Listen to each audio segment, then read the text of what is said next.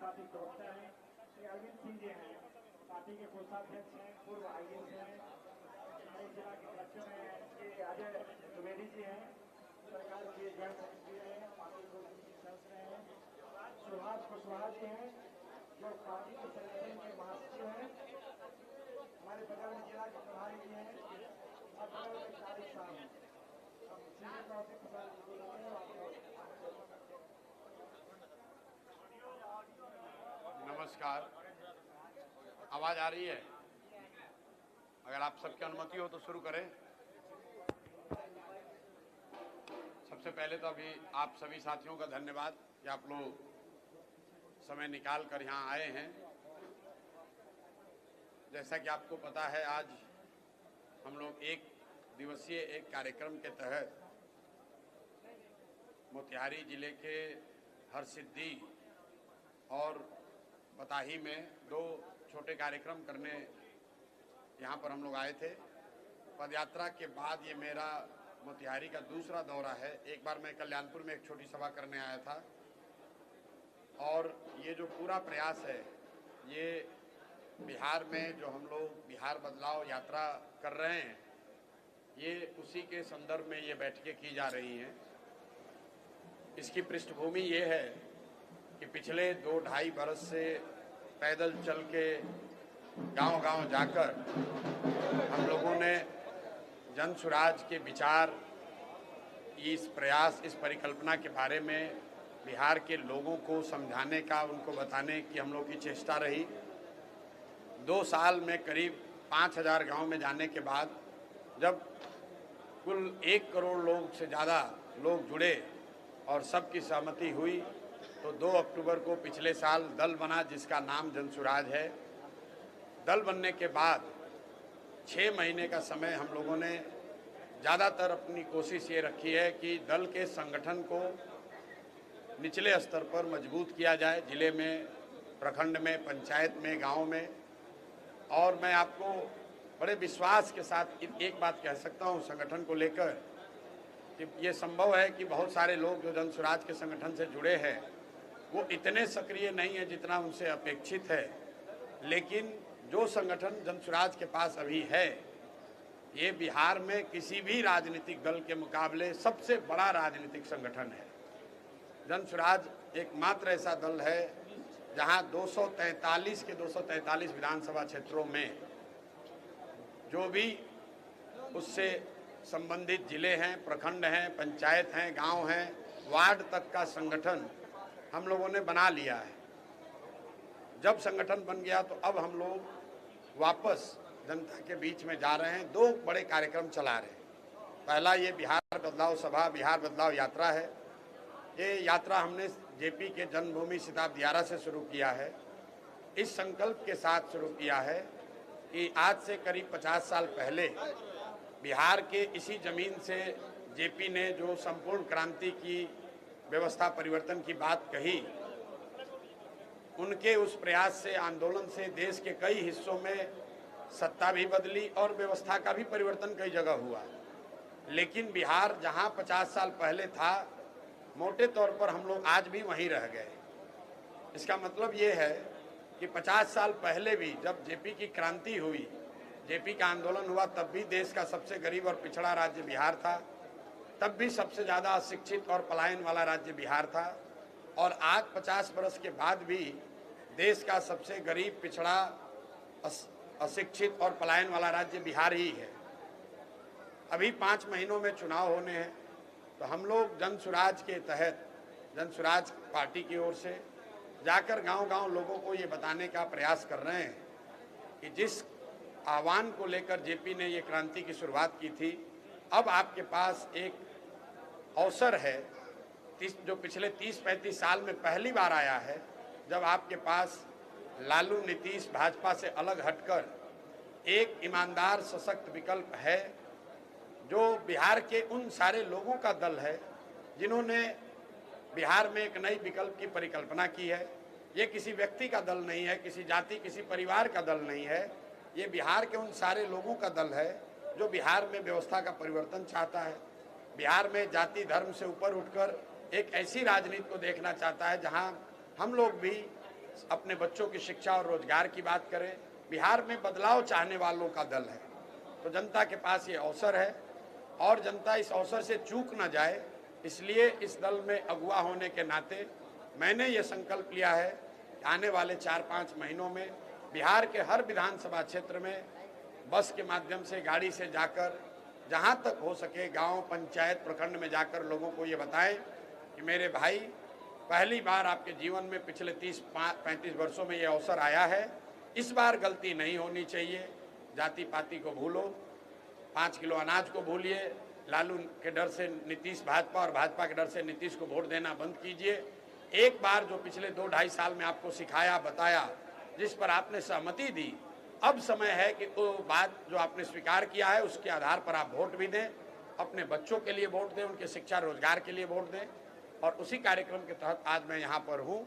इस पूरी बदलाव यात्रा में 5 दिन हम लोग पूरी यात्रा करते हैं और 2 दिन अलग के जिलों में जाकर वहाँ पर छोटी सभा करने का प्रयास करते हैं विधानसभा स्तर पर। आज ऐसी ही 2 सभा 2 विधानसभा क्षेत्रों में, हरसिद्धि में और चिरैया में हम लोगों ने करी है। बाकी जो दूसरा एक और प्रयास जन सुराज में चल रहा है, मैं तो खुद इस यात्रा से जुड़ा हुआ हूँ, लेकिन जो हम लोग के लाखों साथी कार्यकर्ता जुड़े हुए हैं, वो बिहार में बदलाव का हस्ताक्षर, एक जो कार्यक्रम जन सुराज ने शुरू किया है कि 3 महत्वपूर्ण विषयों पर, जिस पर सामाजिक राजनीतिक सबसे ज़्यादा चर्चा पिछले 10 वर्ष में हुई है, उन 3 विषयों के सच्चाई को जनता को बताने के लिए, जनता की उस पर सहमति लेने के लिए हम लोग एक हस्ताक्षर अभियान चला रहे हैं, जिसका लक्ष्य है कि इन 3 विषयों पर जिसकी भी सहमति हो, वो लोग 1 करोड़ लोग इसको साइन करें, हस्ताक्षर अपना दें। एक बार जब 1 करोड़ लोग इसको हस्ताक्षर दे देंगे, तो उस हस्ताक्षर को लेकर हम लोग यहाँ के मुख्यमंत्री और राज्यपाल से मिलेंगे और फिर भी अगर सुनवाई न हो तो मानसून सत्र में विधानसभा का घेराव भी किया जाएगा। 3 विषय जिस पर हम लोग जनता की सहमति और हस्ताक्षर ले रहे हैं, वो पहला विषय है जातीय जनगणना, जिसकी चर्चा आप लोगों ने खूब की, आप लोगों ने सुना। पिछले 5 बरस से फिर से जातीय उन्माद फैलाकर वोट लेने और राजनीति करने की कोशिश की गई। ऐसा बताया गया कि जातीय जनगणना होने से बिहार का भला होगा। जातीय जनगणना हो गई, होने के बाद सरकार ने घोषणा की, जिसको ज़्यादातर आप लोग भी भूल गए हैं। नीतीश कुमार जी ने नवंबर 2023 में ये घोषणा की थी कि जातीय जनगणना में चिन्हित किए गए 94 लाख गरीब परिवार, उनको सरकार की ओर से 2-2 लाख रुपए की मदद दी जाएगी।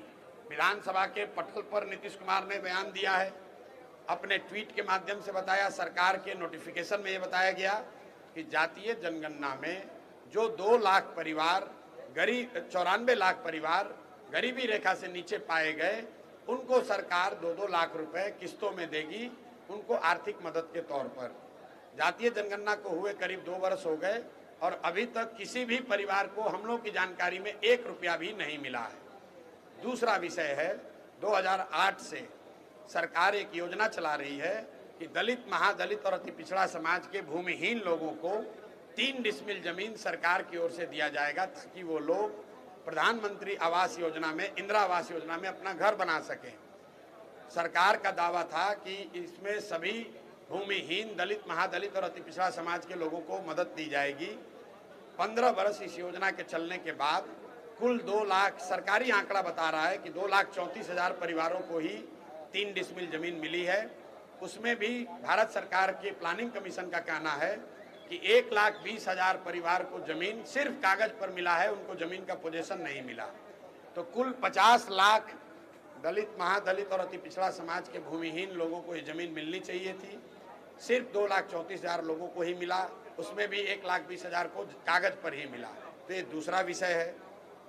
और तीसरा, एक भूमि सर्वे का जो काम चल रहा है, आप लोगों ने भी सुना होगा, पिछले 4-5 वर्षों से लैंड डिजिटाइजेशन, भूमि सुधार के नाम पर सरकार बड़े पैमाने पर यहाँ के लोगों को परेशान कर रही है।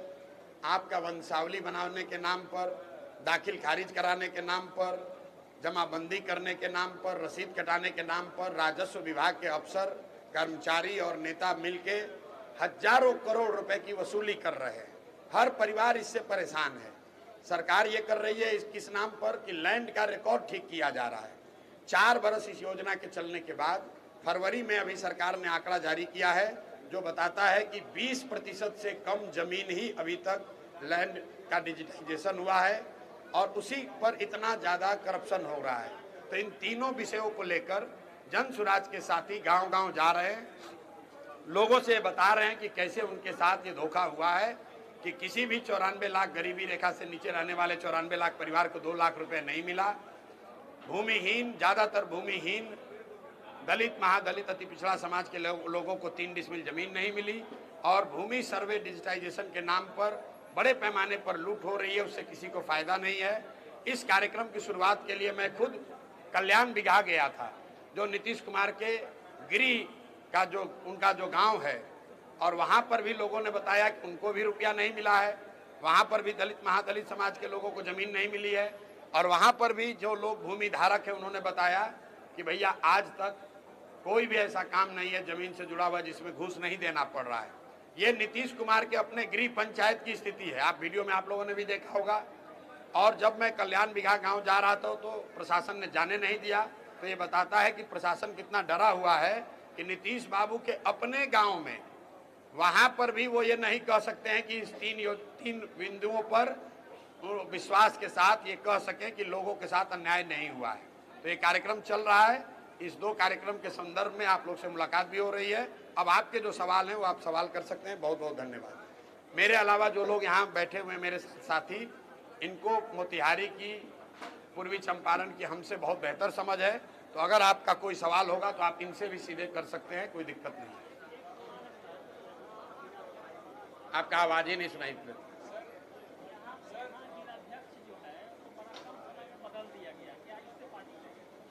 नहीं, बिल्कुल नहीं, इसलिए कि जन सुराज में एक व्यवस्था है कि किसी भी पद पर व्यक्ति 1 वर्ष से ज़्यादा नहीं रहेगा संगठनात्मक पद पे।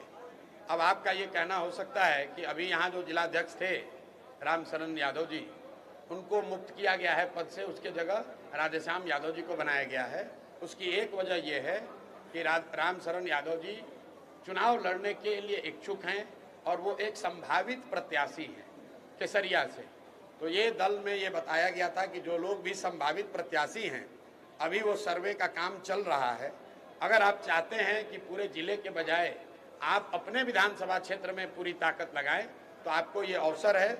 इसीलिए रामशरण यादव जी जो वरीय साथी हैं, मेरे से पदयात्रा के टाइम से जुड़े हुए हैं, उनको जिला के प्रभार से मुक्त किया गया है। उसके जगह राधेश्याम यादव जी को जिला का अध्यक्ष बनाया गया है। कैंडिडेट की घोषणा कब तक हो जाएगी और चुनाव मैदान में आप लोग मुख्यमंत्री का चेहरा लेके उतरेंगे या मुख्यमंत्री? देखिए, कैंडिडेट की घोषणा जैसा हम लोगों ने पहले कहा है कि किसी दूसरे दल से पहले जन सुराज घोषणा करेगा। हम लोग का लक्ष्य है कि जून जुलाई आते आते, जून तो शुरुआत हो गई है, जून के अंत जुलाई तक कैंडिडेट्स को हम लोग का चयन कर ले।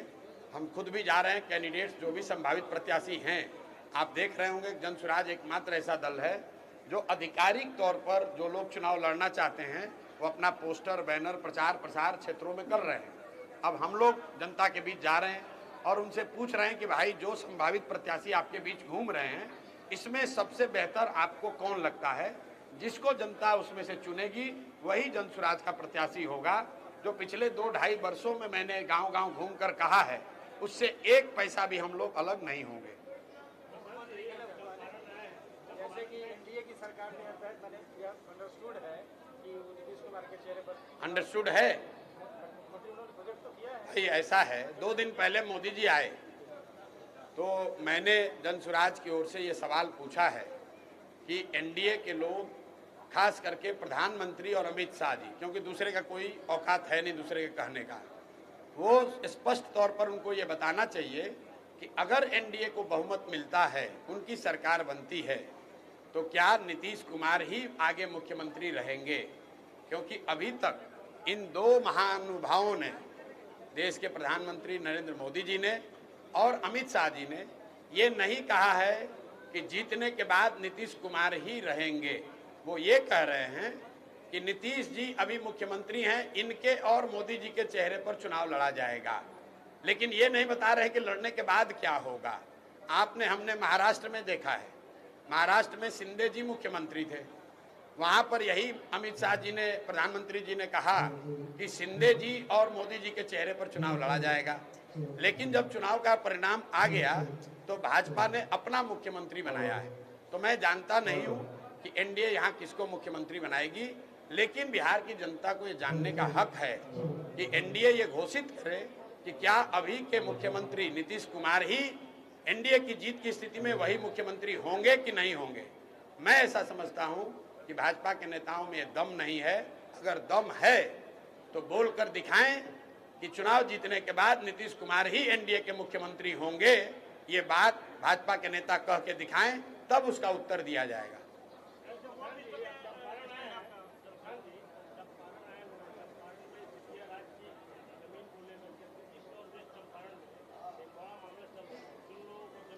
भाई बेतिया राज सुनिए, बेतिया राज की जमीन का जो अधिग्रहण का मामला है, मैंने आपको बताया कि अभी जो सरकार है इसको चलाने वाला कोई मुखिया नहीं है। नीतीश कुमार शारीरिक और मानसिक तौर पे बिल्कुल सक्षम नहीं है मुख्यमंत्री पद पर बने रहने के लिए। ये बात हम लोग पिछले 3-4 महीने से कह रहे हैं। कई बार मैंने कहा भाई मेडिकल जांच कराकर बुलेटिन जारी करना चाहिए। चलो वो नहीं मानोगे तो अपने मंत्रिपरिषद के सदस्यों का नाम बता दो, तो भी हम लोग जान जाए कि आप स्वस्थ हैं। आपने कल देखा कि मंत्रिपरिषद के साथियों का नाम तो छोड़िए, नीतीश कुमार देश के प्रधानमंत्री जो स्टेज पर बैठे थे उन्हीं का नाम भूल गए। आप जरा समझिए, हंसने की बात नहीं है।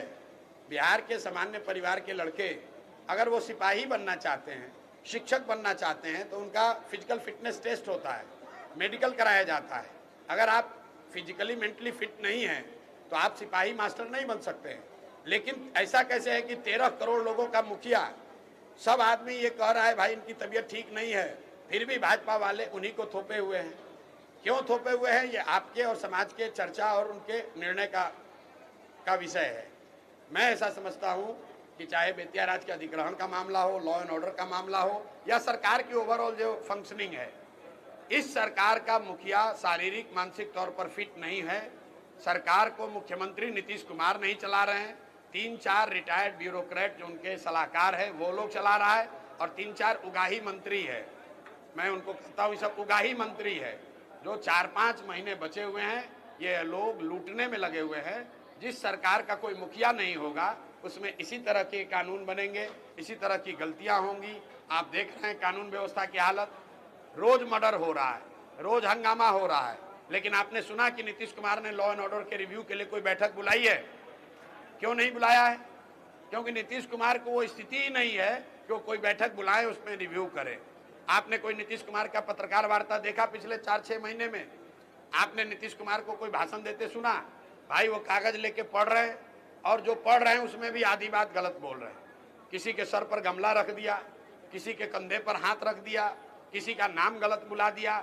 कभी राष्ट्र, ऐसा कैसे संभव है कि जो आदमी 20 वर्ष से मुख्यमंत्री है, राष्ट्रगान बज रहा है और आदमी ताली बजाने लगे बीच में? ये कोई नए व्यक्ति तो है नहीं।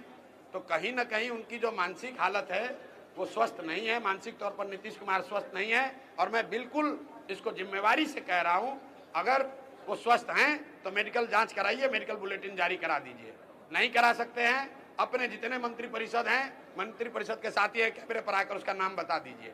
अगर वो भी नहीं करना, अपने जो 5 आपके फेवरेट अफसर हैं वो अफसरों का नाम बता दीजिए कैमरा पर। नीतीश कुमार को कोई बात याद नहीं है, ज्यादातर बात याद नहीं है। जो लोग लिख कर देते हैं वही वो पढ़ते हैं। नीतीश कुमार को चारों ओर से लोगों ने घेर रखा है ताकि ये पता नहीं चले जनता को कि इनकी असली स्थिति क्या है। बेतिया राज की जमीन का अधिग्रहण का मामला सरासर गलत है, क्योंकि जो ऑलरेडी जमाबंदी हो गया, जिस जमीन का रसीद कट गया, उसका आप कैसे अधिग्रहण फिर से कर लीजिएगा। लेकिन ये मामला सिर्फ बेतिया राज का जमीन का नहीं है, पूरे बिहार में 1/3 से ज्यादा जमीन का लैंड का ओनरशिप डिस्प्यूटेड है। आप बेतिया राज अधिग्रहण से पहले भी जब मैं पैदल चला हूं तो पहाड़गंज में, गोविंदगंज में, अरेराज में सैकड़ों ऐसे लोगों से मिला हूं जो जमीन को जोत रहा है, रसीद कटा रहा है, लेकिन वो जमीन को बेच नहीं सकता है, वो जमीन पर लोन नहीं ले सकता है। लोगों का बेटी का शादी है, उसकी जमीन है लेकिन वो बेच नहीं सकता है। ये परेशानी पूरे बिहार में है।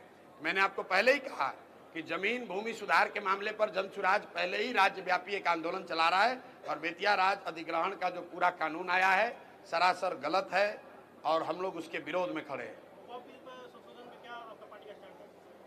वक्फ बिल का संशोधन आए हुए जमाना हो गया, अभी तक आपको हमारे पार्टी का स्टैंड ही नहीं पता चला। सबसे पहले बिहार में, अरे भैया रैली जो निकाल रहे हैं वो निकाले, कानून तो बन गया। हम लोग इसके पक्ष में नहीं हैं, हम लोग इसके विरोध में हैं। क्यों विरोध में है ये समझिए। विरोध में इसलिए नहीं है कि ये मुसलमान का मामला है या हिंदू का मामला है।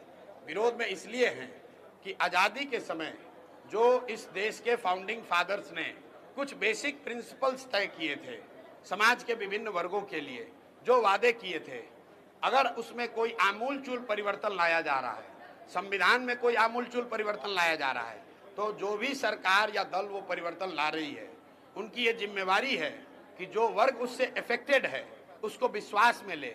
आप वक्त की बात कर रहे हैं, देखिए देश में कृषि कानून लाने की कोशिश की गई, कानून बनाया गया, लेकिन जो बहुत बड़े संख्या में किसान थे वो सहमत नहीं थे, तो अंततः सरकार को कानून वापस लेना पड़ा। किसी भी वर्ग के लिए अगर आप इस तरह का कानून बना रहे हैं जिससे वो वर्ग संतुष्ट नहीं है या उसको कॉन्फिडेंस में आपने नहीं लिया है, तो उसका विरोध होगा ही होगा।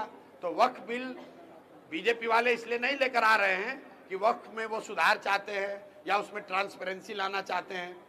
कई लोगों को ये भी लग रहा है कि उनका जमीन लेने के लिए किया। मैं आपको ये भी कह रहा हूँ कि भाजपा वालों को वक्फ के जमीन में भी इंटरेस्ट नहीं है। उनका बस इंटरेस्ट इतना है कि हिंदू मुस्लिम की बात चलती रहे, हर 6 महीना पर एक नया चीज ले आता है। आप बताइए, सीए एनआरसी का कानून लाया गया, सीए एनआरसी का कानून आया तो पूरे देश में बताया कि हम लोग जो मुस्लिम घुसपैठिए हैं इसको हटाएंगे। फिर जब हल्ला हंगामा हुआ तो कहा नहीं, अफगानिस्तान, पाकिस्तान और बांग्लादेश में जिन हिंदुओं पर अत्याचार हो रहा है उनको लाकर नागरिकता देंगे। देश में इतना बवाल हुआ। आप जरा पूछिए, आज 3 वर्ष हो गए उस कानून के बने हुए, मुसलमानों को कितना हटाया गया, कौन शरणार्थी को हटाया गया, आतंकवादी को हटाया गया, वो छोड़ दीजिए। कितने हिंदुओं को भारत में पाकिस्तान, अफगानिस्तान, बांग्लादेश से लाकर नागरिकता सीए एनआरसी में दी गई है, यही पूछ लीजिए।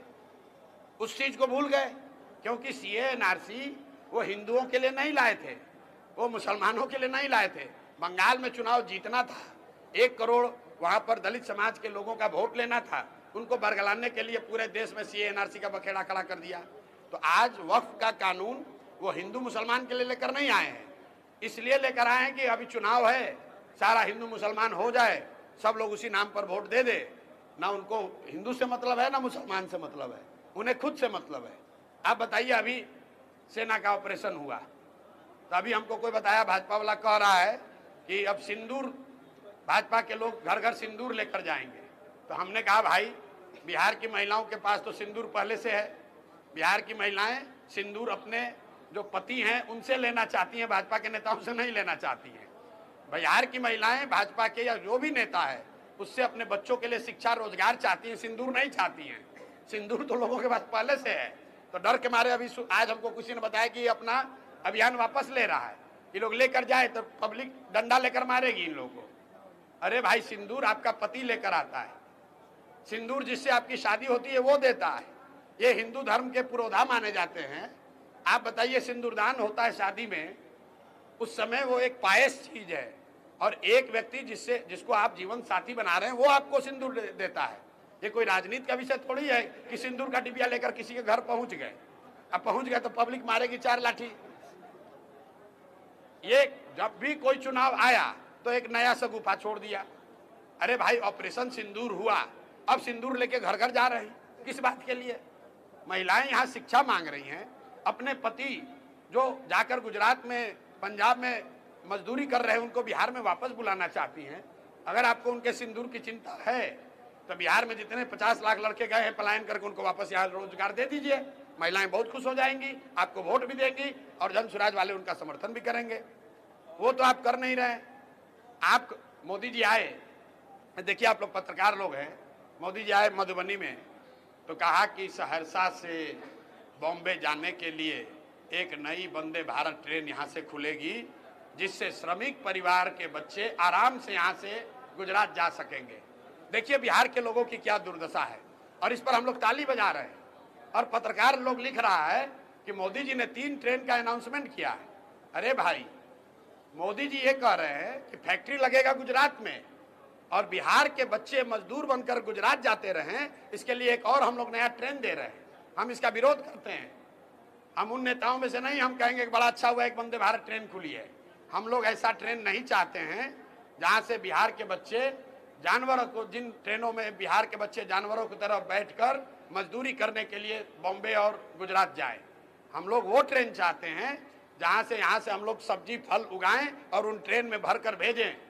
आज हमको कोई बता रहा था लीची के लिए कि भैया आप 3 गो बोगी लग रहा है वो ट्रेन में, पहले 1 बोगी लगता था, 3 बोगी लग रहा है। लीची इस बार ज़्यादा हुआ है। हम लोग तो ये चाहते हैं कि पूरा का पूरा रेक यहाँ से लीची जाए रेफ्रिजरेटेड ट्रेन से। हम लोग अपने बच्चों को मजदूर बनाकर ट्रेन में नहीं भेजना चाहते हैं, और ऐसे ट्रेन का कोई सम्मान नहीं है। आपने कभी पूछा कि मोदी जी ये बात जाकर गुजरात में कह सकते हैं कि गुजरात में एक नई ट्रेन खुलेगी जिसमें गुजरात के श्रमिक परिवार के बच्चे जाएंगे तमिलनाडु में नौकरी करने? गुजरात में श्रमिक नहीं है। गुजरात का आदमी, ये मोदी जी कह सकते हैं गुजरात में जाकर कि भाई जितने गुजरात के लोग हैं, श्रमिक परिवार के लोग, ये लोग ट्रेन में जाएंगे तमिलनाडु और बॉम्बे में, महाराष्ट्र में नौकरी मजदूरी करने। एक आदमी गुजरात में उनको वोट नहीं देगा। अब बिहार में इतना लोगों को बेवकूफ बना रहे हैं, जाके कह रहे हैं कि श्रमिक परिवार के लिए ट्रेन देंगे। अरे भैया हमको ट्रेन नहीं चाहिए। ये बताइए कि 1,25,000 करोड़ का जो पैकेज अनाउंस किए थे, हाथ उठा के 60,000 करोड़ दूं कि 80,000 करोड़ दूं, 80,000 करोड़ दूं कि 1,00,000 करोड़ दूं, तो भाई 1,25,000 करोड़ रुपया दे रहा हूं। आप लोग जरा बताइए कि 2015 से मोदी जी की सरकार है देश में, एनडीए की, और बिहार में भी एनडीए की सरकार है। तो भाई 2 ही बात हो सकती है, या तो मोदी जी ने 1,25,000 करोड़ रुपया भेजा नहीं, या दूसरी बात ये हो सकती है कि उन्होंने पैसा भेजा, यहाँ एनडीए के उनके साथियों ने उसको लूट लिया। क्योंकि जमीन पर तो हम लोग को 1,25,000 करोड़ का कोई काम दिख नहीं रहा है। तो जवाब वो नहीं देने के बजाय अब कह रहे हैं कि घरे घर सिंदूर लेके जाएगा। अरे भाई सिंदूर का कौन मांग कर रहा है यहाँ पर? हम लोग नौकरी चाहते हैं, हम लोग शिक्षा चाहते हैं। सिंदूर का डिबिया जो जिसको जीवन साथी चुना है वो सक्षम है मजदूरी करके भी वो अपने जीवन साथी के लिए सिंदूर ला सकता है। उसके लिए मोदी जी और भाजपा के कार्यकर्ताओं को चिंता करने की जरूरत नहीं है। बहुत सारे भूमाफिया हाँ। जनसुराज में प्रत्याशी बनने के लिए आवेदन किए हैं, तो क्या जनसुराज इससे किनारा करेगी हमको प्रत्याशी? अब देखिए, बहुत सारे भूसगोल विद्यार्थी भी आईएएस के एग्जाम में आवेदन देते हैं, तो क्या वो आईएएस बन गए? नहीं बने ना। बनेगा तो वही जो पढ़ेगा। तो आवेदन देने के लिए तो स्वतंत्र है, लोकतंत्र है, कोई भी आवेदन दे सकता है। अगर कोई भूमाफिया को टिकट मिल जाए तो निश्चित तौर पर आप मेरा गला पकड़िएगा। और मैं मन से कह रहा हूं, अगर जनसुराज का कोई गलत आदमी टिकट पा जाता है, उसको एक भी वोट मत दीजिए, उसको झाड़ू मारकर बाहर भगाइए। किसी भी गलत आदमी को टिकट मत दीजिए, वोट मत दीजिए। अगर जनसुराज से बेहतर कोई दूसरे दल का प्रत्याशी है, उसको भी वोट दीजिए। हम अपील कर रहे हैं। हम लोग किसी के विरोध में नहीं है। हम लोग बिहार में सुधार चाहते हैं, और वो सुधार तब होगा जब अच्छे लोग चुनकर आएंगे, वो किसी दल का हो। भाई 243 तो जनसुराज नहीं जीतेगा, लेकिन जनता को यह समझना है कि अगर आप भूमि माफिया को, बालू माफिया को, शराब माफिया को टिकट वोट दीजिएगा तो वो आपके बच्चों के पढ़ाई रोजगार की बात नहीं करेगा।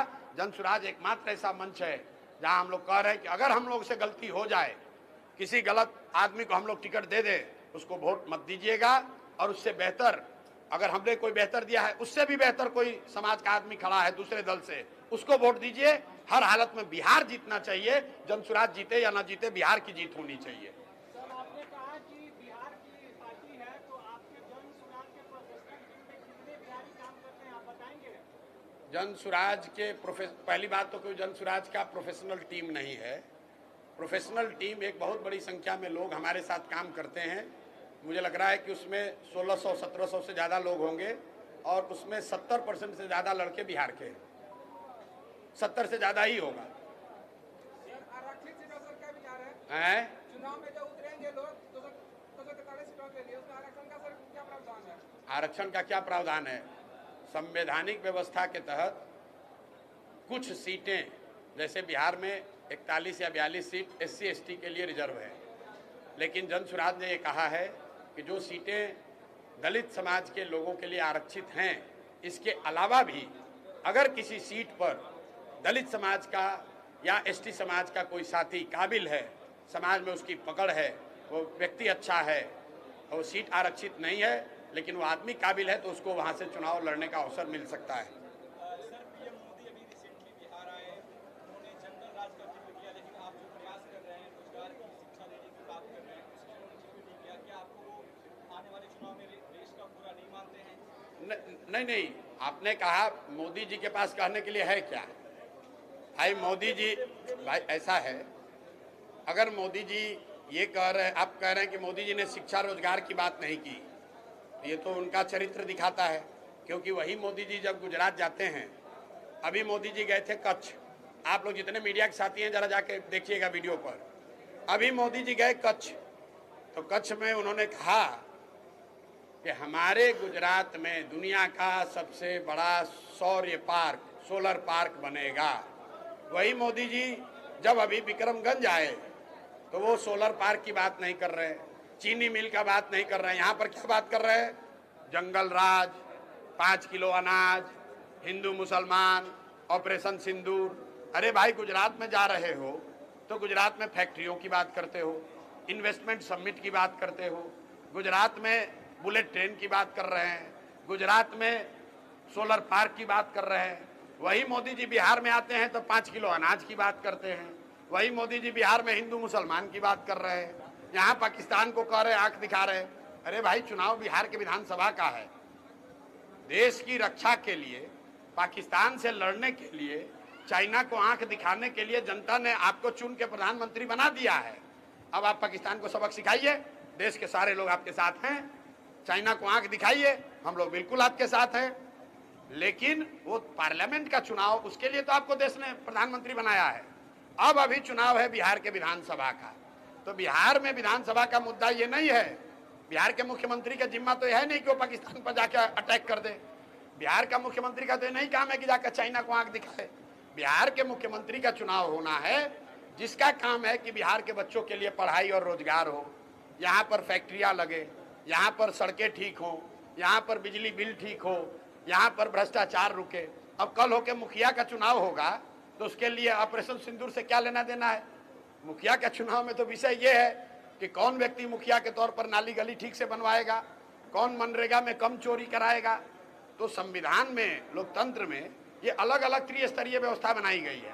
पंचायत का चुनाव है वो पंचायत के मुद्दे पर होगा, राज्य का चुनाव राज्य के शिक्षा, रोजगार, स्वास्थ्य, भ्रष्टाचार के मुद्दे पर, विकास के मुद्दे पर होगा। जब देश का चुनाव होगा तो उसमें राष्ट्रीय सुरक्षा, विदेश नीति, भारत, पाकिस्तान, चाइना, अमेरिका, वो सब देखा जाएगा। अब वो मुद्दे को आप बिहार में काहे घुसा रहे हैं भाई? मोदी सरकार अब हो गया, बहुत हो गया, मेरा गलत बता। मोदी सरकार पीओ को वापस लेने का बात करती है, लेकिन ऑपरेशन अरे भाई ऐसा है, मौका गंवा दिया तो किस तरह? देखिए सीज फायर का जो मुद्दा है, हम लोग के जो देश के विदेश मंत्री हैं जयशंकर जी, बहुत पढ़े लिखे सुलझे हुए व्यक्ति हैं, मैं तो बड़ा सम्मान करता हूं उनका मैंने एक बयान पढ़ा कि सीज फायर पाकिस्तान के कहने पर, उनकी पहल पर किया गया।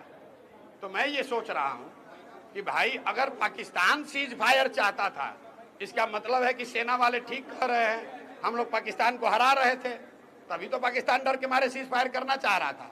तो अगर पाकिस्तान सीज फायर चाह रहा था तो तुम काहे माने भाई? 2 दिन और चलने देते, सेना वाले मार के ठीक कर देते उनको। और अगर पाकिस्तान वाले सीज फायर नहीं चाह रहे थे तो जो आप दावा कर रहे हैं वो गलत है। तो देश के विदेश मंत्री ने कहा है कि भाई सीज फायर हम लोगों ने नहीं किया, पाकिस्तान के पहल पर किया गया। हालांकि ट्रंप महोदय अलग डफली बजा रहे हैं कि हमने किया, हमको नोबेल प्राइज मिलना चाहिए, हमने शांति कराया, हमने धमकाया। लेकिन एक बार को हम ट्रंप की बात क्यों माने? हम तो भैया अपने विदेश मंत्री की बात मानेंगे। हमारे विदेश मंत्री ने, देश के विदेश मंत्री ने कहा कि सीज फायर पाकिस्तान की पहल पर किया गया। तो पाकिस्तान ने पहल क्यों की? उनको पिटाई पड़ रही होगी, हारने का डर होगा, तभी किया होगा।